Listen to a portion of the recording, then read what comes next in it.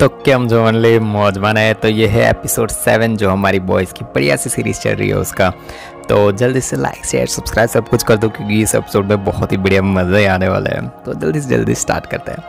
तो क्रिसमस की एक पार्टी दिखाई जाती है, वॉट जो कंपनी है ना उसकी। ये पूरी पार्टी है ना 8 साल पहले की है।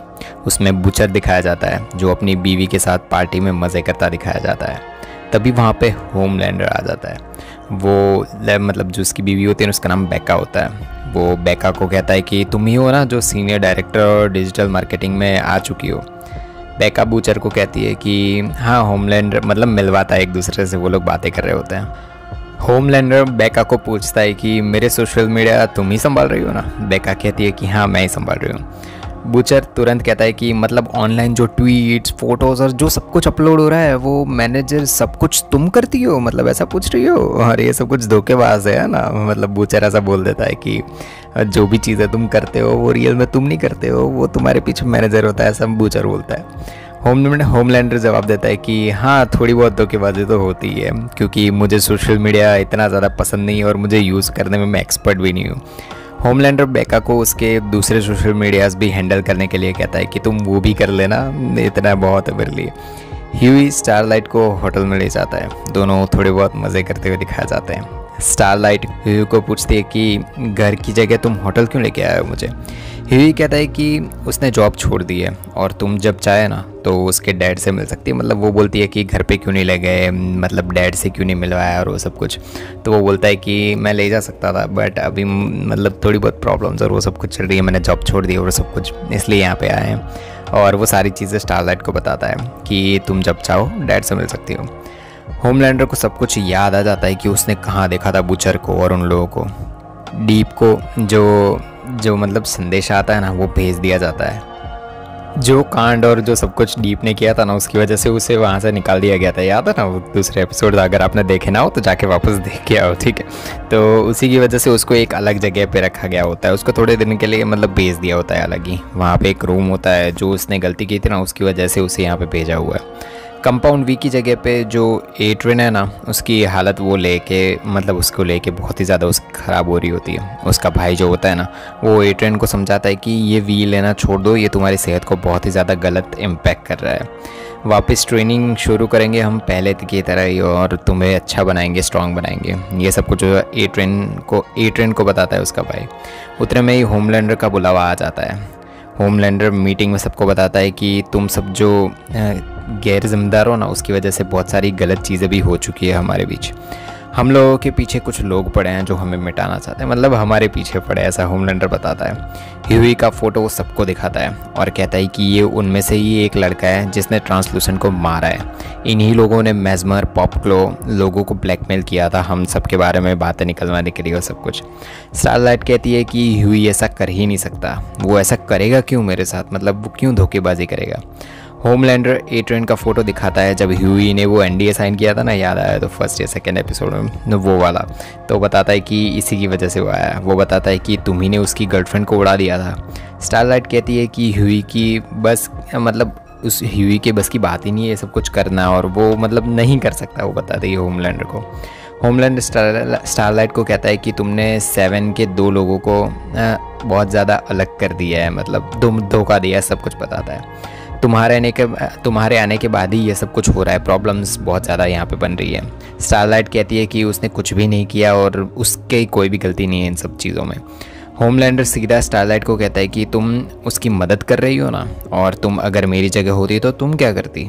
मेव स्टारलाइट का बचाव करते हुए कहती है कि स्टारलाइट से बेवकूफ़ी हुई है, उसे माफ़ कर दो। मतलब होमलैंडर को ऐसा बोलती है। वो लड़का स्टारलाइट से सब कुछ उगलवाना चाहता था और वो शायद यूज़ कर रहा हो स्टारलाइट का। होमलैंडर मेव की बातें मानकर स्टारलाइट को छोड़ देता है कि ये पहली बार है, जाने देता हूँ।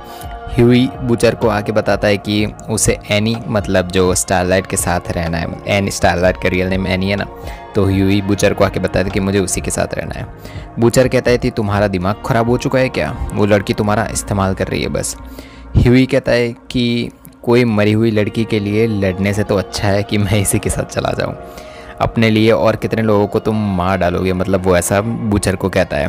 ह्यूई को कॉल आता है और जो एट्रिन का होता है वो उसके डैड को कॉल पे बात करवाता है। सबके घर पे पहुंच चुके होते हैं। ए ट्रेन और वॉट वाला जितने भी साथी लोग हैं ना वो सब कुछ पहुंच चुके होते हैं। ए ट्रेन कहता है कि 20 मिनट में यहाँ पे आ जाओ वरना तुम्हारा बाप तो गया। और अकेले आने की मतलब कोई किसी दोस्त को या किसी को लेकर मत आना, खुद अकेले आना। एमएम बताता है कि उसके सारे बैंक अकाउंट सब सील हो चुके हैं, मतलब प्रॉब्लम हो चुकी है बहुत बड़ी। बूचर सीधा ह्यूई को कहता है कि अगर स्टारलाइट कहीं भी मिली तो उसे उड़ा देगा। एमएम कहता है कि नहीं, स्टारलाइट ने ये सब कुछ नहीं किया क्योंकि उसने तो मुझे देखा भी नहीं है, तो वो मेरे पीछे ऐसे कैसे पड़ सकती है। तो मतलब स्टारलाइट ने ऐसा कुछ नहीं किया तो उसे मेरे घर का और ये सब कुछ कैसे पता चल सकता है। बूचर समझ जाता है और कहता है कि मैस्बर ने किया है ये सब कुछ और तुम उसी से मिलने गए थे ना। ये मैस्बर ने पूरा का पूरा मतलब कांड कर दिया। ह्यूई घर आके एट्रियन को कहता है कि उसके पापा को छोड़ दे, वो अकेला ही आया है और वो कुछ भी नहीं करने वाला। एट्रियन कहता है कि नहीं, मैं तुम्हारे पापा को नहीं छोड़ने वाला। ह्यूई कंपाउंड वी निकाल लेता है और कहता है कि मेरे पास और भी कंपाउंड वी है, वो ले लो और मेरे डैड को छोड़ दो। बातों बातों में ह्यूई एट्रियन को उलझा देता है। तभी किमी को पीछे से आ जाती है और एट्रियन पे पिया उसका पैर होता है ना, वही तोड़ देती है। एमएम उसके घर जाके उसकी बीवी को मतलब बचा लेता है वो कुछ भी करके।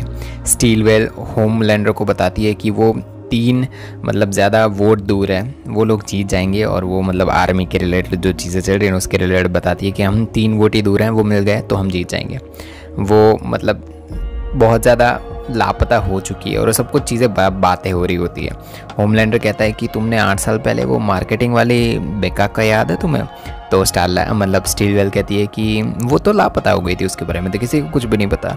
लगता है उसका मतलब होमलैंडर कहता है कि लगता है उसका पति है ना, वही चिढ़ा हुआ है, वही बदला लेने आया है। तुम्हें पता है उसके साथ क्या हुआ था? स्टीलवेल कहती है कि मुझे नहीं पता मैं उसके साथ क्या हुआ था, उसे तो लगा है कि बेका ने जॉब छोड़ दी और वो कहीं पर चली गई। बूचर मैस्मर को ढूंढ लेता है और उसे पकड़ लेता है। जब बूचर मैस्मर को मारता है ना तो मैस्मर को कुछ दिखाई देता है, उसको याद आता है। मतलब जब भी टच करता है तो मैस्मर को दिमाग में सब कुछ दिखाई देता है, तो उसको बूचर की चीज़ें दिखाई होती है। वो बूचर को कहता है कि तुम्हारी बीवी गायब है ना, मैं उसे ढूंढने में तुम्हारी मदद कर सकता हूँ। बूचर मैस्मर को मार डालता है कि भाई नहीं मदद चाहिए, दे एटीट्यूड भाई। फिर से पुराने दिन दिखाए जाते हैं। एक औरत आके बूचर को वीडियो दिखाती है, उसने होमलैंडर बेका को 3 घंटों तक रूम में ले गया था, ऐसा बताती है वो वीडियो के अंदर। इससे कुछ देर बाद बेका गायब वहाँ पे बाहर आई और गायब हो चुकी थी। होमलैंडर का हाथ है इसमें शायद बहुत बड़ा, मतलब उसी ने ये सब कुछ किया है। वो औरत, उसका नाम मैलेरी बताती है जो CIA से है। मेव स्टारलाइट को बताती है कि सब लोग हमें पूछते हैं कि हमारी कमज़ोरी क्या है और ये सब, पर ये लोग जो हमारी कमज़ोरी है ना, मतलब लोग हैं ना, वही हमारी कमज़ोरी है, सब कुछ है। मेरा मानना ये है कि जो जा रहा है ना उसे जाने दो, हमारी कोई भी कमज़ोरी रहेगी नहीं जब वो चला जाएगा ना हमारी ज़िंदगी से। डीप एक लॉबस्टर से बातें करता दिखाया जाता है, जो शॉपिंग कर रहा होता है ना तब वो उस लॉबस्टर को ख़रीद लेता है। पर जब वो ख़रीदने जाता है ना तो वो मतलब आदमी होता है ना, तो वो लॉबस्टर लोग खाने के लिए आते हैं, पर उसको क्या पता डीप बात भी कर सकता है, तो वो सीधा लॉबस्टर को मार डालता है। मतलब ये थोड़ी बहुत फ़नी चीज़ थी, फ़नी नहीं बोल सकते, किसी को मार डाला है, किसी भी को भी नहीं मारना चाहिए, तो बता दिया। सब लोग एक जगह पे छुप गए होते हैं जहाँ पे बंकर जैसा होता है, जहाँ पे जितने MM के मतलब बीवी और सब कुछ। MM बूचर को कहता है कि शायद रेनेर मतलब जो वो डेप्यूटी डायरेक्टर है ना, वो आगे बढ़ के उससे बात करो या फिर कुछ भी करो, पर उसने होमलैंडर को मारने से मना कर दिया है, तुम सच बोलो। मतलब वो होमलैंडर को पूछता है, मतलब वो बूचर को पूछता है कि जब तुम डील करने गए तो उसने होमलैंडर को पकड़ने से मना कर दिया था ना, ये सब कुछ उसी की वजह से हुआ है, तो तूने खुद को ही डील ख़त्म कर दिया, मतलब सही बोला मैंने गलत? पूछता है कि भाई मैंने सही बोला है गलत, कि होमलैंडर की बात नहीं हुई थी ना यहाँ पे? बूचर कहता है कि तू गलत बोल रहा है। MM कहता है कि तूने वादा किया था कि इस बार सब कुछ सही होगा, होमलैंडर को मारने के लिए तू सारे दोस्तों को भी मरवा देगा, है ना? इस बार वो मेरी फैमिली को भी मारने आएंगे। मुझे नहीं पता कि डील कैंसिल कैसे हुई, पर उसको कॉल लगा, बात कर। मतलब वो CIA की जो एजेंट होती है ना, CIA की एजेंट नहीं, जो हमारे डेप्यूटी डायरेक्टर हैं जिसने बोला था कि हेल्प करेगी और सब कुछ, उसके बारे में, उसके साथ डील के बारे में बात कर रहा होता है। होमलैंडर उसके पुराने डॉक्टर के वहाँ बेका के बारे में पूछने चला जाता है। डॉक्टर बताता है कि 8 साल पहले स्टीलवेल ने उसे एक बड़ी सी दिलचस्प छोटी सी चुनौती और एक चीज़ों के लिए फ़ोन किया था उसे। रेबेका बूचर उसके पास बहुत ही अलग मेडिकेशन कंडीशन के साथ आई थी, वो प्रेग्नेंट थी और पेट में तुम्हारा ही बच्चा था। होमलैंडर कहता है कि मुझे लगा मैं कभी बाप ही नहीं बन सकता। हमने शर्त रखी कि हम उस बच्चे की डिलीवरी अगर अच्छी तरह से कर लेंगे ना तो उसे एक NDA साइन करना होगा। वो किसी को नहीं बताएगी अपने हस्बैंड के बारे में और सब कुछ। डिलीवरी बहुत ही ज़्यादा मुश्किल थी। बच्चा पेट फाड़ कर बाहर निकल गया। रेबेका उसी वक्त मर गई और वो बच्चा 10 सेकंड के बाद मर गया। तुम्हारी परवरिश किसी माँ के पास होनी चाहिए थी। मतलब वो डॉक्टर है ना, होमलैंडर को बोलता है कि तुम्हारी परवरिश किसी माँ के पास होनी चाहिए थी, कोई डॉक्टर के पास नहीं। होमलैंडर कहता है कि फिर भी मैं एक अच्छा इंसान बन चुका हूँ। होमलैंडर कहता है कि मैं आपको माफ़ नहीं करने वाला, ये सोच के आपने मुझे एक लैब में चूहे की तरफ बड़ा किया है और ये सब कुछ मैं तुम्हें कभी भी माफ़ नहीं करने वाला। डॉक्टर कहते हैं कि तुम मेरी सबसे बड़ी हार हो। डेप्यूटी डायरेक्टर आ जाती है वहाँ पर और MM को कहती है कि तुम्हारी फैमिली को कुछ भी नहीं होने वाला, मैं बचाऊंगी सबको। डायरेक्टर कहती है कि होमलैंडर नहीं दे, मतलब मैं तुम्हें होमलैंडर तो नहीं दे सकती, उसके अलावा तुम जो भी मांगे वो मैं तुम्हें देने वाली हूँ, बोलो हाँ या ना। बूचर वो वी के कंपाउंड V दे के डील पूरी कर लेता है कि हाँ इन लोगों को बचाओ, भले होमलैंडर मिले या ना मिले।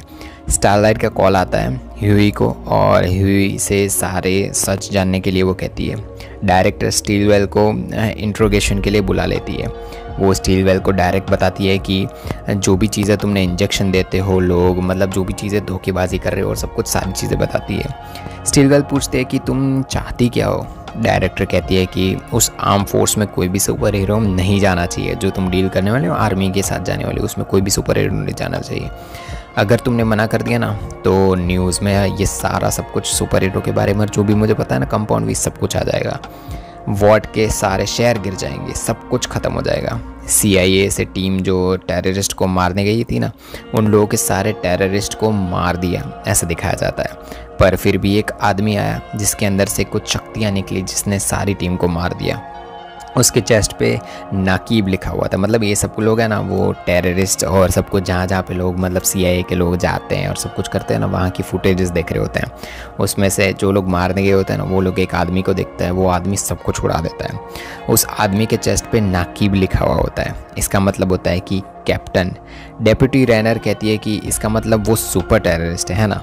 स्टारलाइट मतलब ये सब कुछ पूरा जितनी चीज़ें होती है ना, वो एक सुपर टेररिस्ट किया होता है। मतलब जो पूरा प्लान है अभी तो आगे और पता चलने वाला है। स्टारलाइट ह्यूई को पुलिस स्टेशन में ले जाने के लिए कहती है। ह्यूई उसे कंपाउंड V के बारे में बताता है जिससे सुपर हीरोज़ की पावर मिलती है और वो वॉट उसी चीज़ को छुपाने के लिए ये सब कुछ करेगा। मतलब कुछ भी हो जाएगा, ये बचा लेंगे।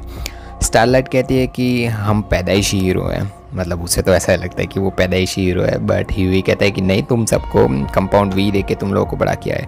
ह्यूई कहता है कि ये सच नहीं है, तुम लोगों को मतलब झूठ है सब कुछ। बूचर बताता है कि ये सच नहीं है, तुम लोगों को कंपाउंड V और सब कुछ दिया गया है। बूचर सीधी स्टारलाइट पे गोलियां चलानी शुरू कर देता है और वो दोनों वहाँ से भाग जाते हैं। अभी और भी चीज़ें खुलने वाली है, देखो बहुत मज़ा आने वाला है। मिलते हैं नेक्स्ट एपिसोड में, तब तक के लिए बाय बाय।